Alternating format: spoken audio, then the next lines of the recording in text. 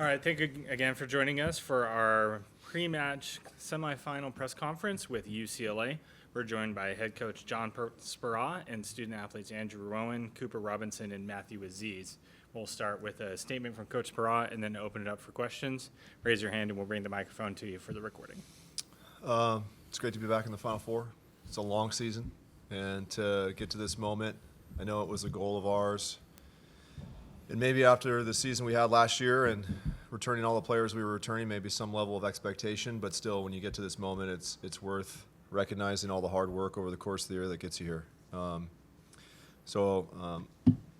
think it's going to be a great 2 matches in the semis. I'm really excited to get out on the court, and I know in Irvine we're playing a great team. Heno, amazing player, and really the development of their players around Heno over the course of the year. Schuart, obviously, setting after playing libero last year, tremendous job. The development of their middles and opposite play, and Cole Powers had his best season, and so you're playing against a team that is just really playing good volleyball right now. So we know it's going to be a great match.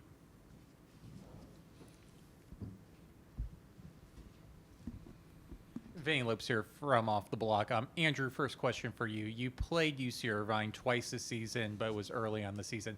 As a setter, when you're preparing for a match like that, how much of that game plan footage are you looking at and planning on using again versus making sure that you're changing it up because it is a different team from when you played 3-4 months ago? Right. I think there's definitely some things to learn from the match just in regards to matchups, but honestly, we're looking at a lot more recent film, and their team has changed a lot. Our team has changed a lot, and just the offensive systems we run versus their blockers. So I wouldn't say we're solely focused in on the first few times we played them, but we're developing a new game plan. Taryn Rodriguez, host of Set Point on IE Sports Radio. Another question for you, Andrew. Obviously, you came in as a freshman and helped UCLA win the championship. How much of a transition has it been this year as opposed to last year, knowing the familiarity of UCLA now? I wouldn't say there's much of a transition at all. It's just a new year. We have a lot of the same team, and then a lot of guys who need to step up to fill roles that we had. So I wouldn't say there was a crazy transition, but I'd say it was actually pretty smooth. Cooper, you look at your 2 matches against UC Irvine, 20-plus kills. I think you hit 1,000, maybe 900 in one of them. But, for you having 2 matches like that, how much did that just help your confidence on the court? Not that you weren't having confidence, but how much did that help your confidence putting up those types of numbers against a top team? Yeah, good question. I think it was great for my confidence. Spoo trusted me a lot to put me in those 2 games, and I had to make sure that I had to play well to keep my spot. So I think moving forward, I think it really grows me and my character on the court, and especially with the high ball swings and certain aspects of the game that requires a lot of confidence. I think it helps a lot. So yeah, I'm excited. And then guys, all 3 on the podium. We got Matthew here. What's Matthew meant to your team this year? Matthew's great. I mean, in the beginning of the year, we honestly thought he was going to be our social guy. We didn't really know how much he was going to do, and we obviously knew that he's a great defender. So I think we're utilizing his skill to the best of our abilities, and I think he's proven himself to be a great libero out there. Especially on that social part. I mean, you take a guy who everyone loves off the court, and then you bring him on the court as a starter, and it's pretty awesome. Yeah. Just the energy, the comfort and trust there. It's great. I mean, I can't say it any more than his teammates said it. I mean, I think that's the most important thing is you can tell, and certainly I hear about just the cultural dynamic that Aziz has an impact on with our team. So for him to be out on the court, I think is really twofold. The defensive abilities that Cooper referenced, and then I think just the ability for him to bring everybody together. And this is a question for Coach Speraw. You seem to have a lot of guys who are willing to help pick up the slack and help row the boat if need be. Talk about players like Zach Rama and Sean McQuiggan and other players who are able to help out in terms of your team's offense and production? Really talented players who work hard every single day and don't always get the competitive opportunities that I know every volleyball player would want. It's hard in this sport. Last year we were having a team talk, and actually Hirsch made a comment that I think was pretty good. He goes, if you're playing basketball and you've got your starters, 6, 7, 8, 9, there's some rotation where they're getting out on the court pretty consistently. And how big that rotation goes depends on the program or coach or the year. But in volleyball, you have your 7, in our case 8. It doesn't change that much. And so that puts a little bit more pressure, I think, on our sport in terms of you have to be a great teammate. You have to row the boat, the really important oarsmen right there. And they've done an amazing job. And, of course, we have a lot of depth. You could argue one of the deepest teams in the country. And so I know how good they are. I know how patient they've been. I know that they've been great when we've needed to go to them. And if we need to go to them again, they're going to come in and be ready to go. Matthew, looking at UC Irvine, they have a really great server in Heno. Just passing-wise, what are you all going to have to do to be successful passing so he doesn't go on one of those service runs that can change a game? That's right. Yeah. First, I just want to say thank you to you guys for the comments earlier. But yeah, UC Irvine is known to be a tough serving team, and we've been working on it a lot together in practices and serve and pass. It's all about communications and tendencies, and a good passing team is one where you have good chemistry. So I guess the guys passing together for a while, so I think we could handle it. And if he rips, and we'll take care of our side and run our offense from the 10-foot line or wherever we get the ball up.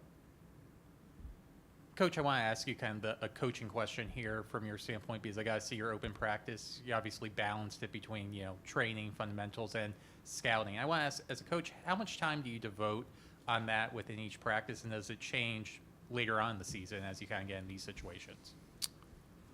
Oh, it's a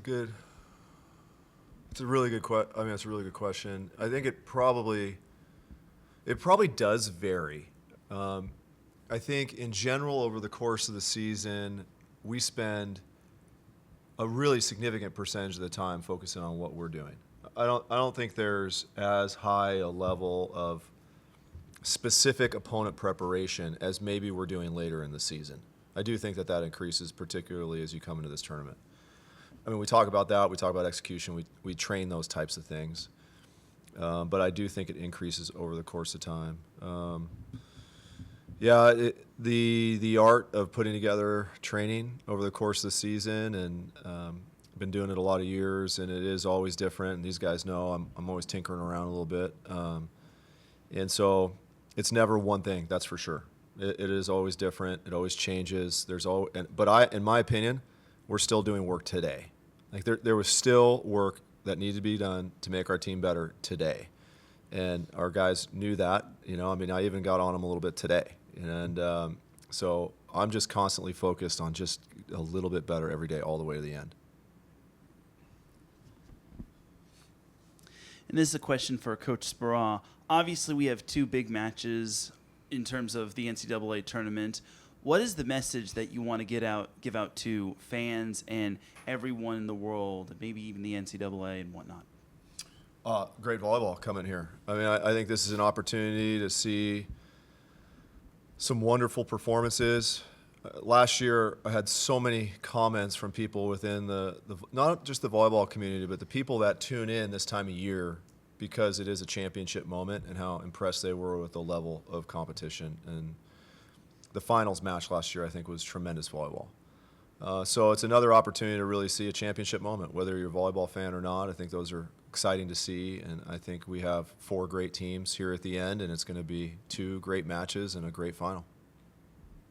2 final questions for me. First, for Coach, I want to ask you about Heno and beyond college, internationally, because you have experience. Do you feel that Heno's the type of player who fans may one day see in the Olympics for France? Oh, yes, I do. I think his service game, that serve game is such a huge part of volleyball, but really the international game, and the pace and the variety at which he can play. So I do think he's got a future.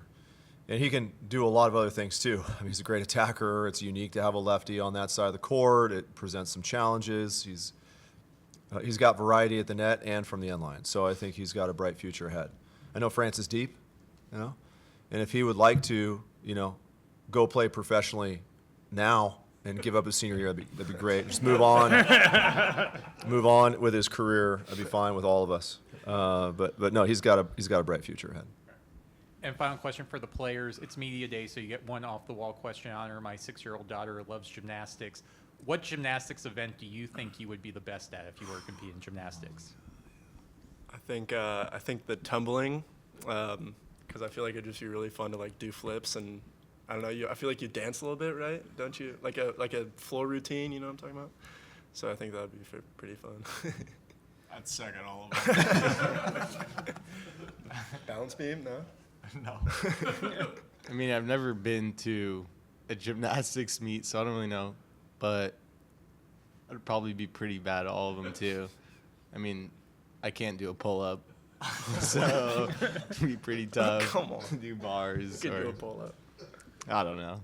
Don't Maybe the discredit beam. yourself there. Come on. All right. Thank you very much, guys, and good luck in the next round. Thank you.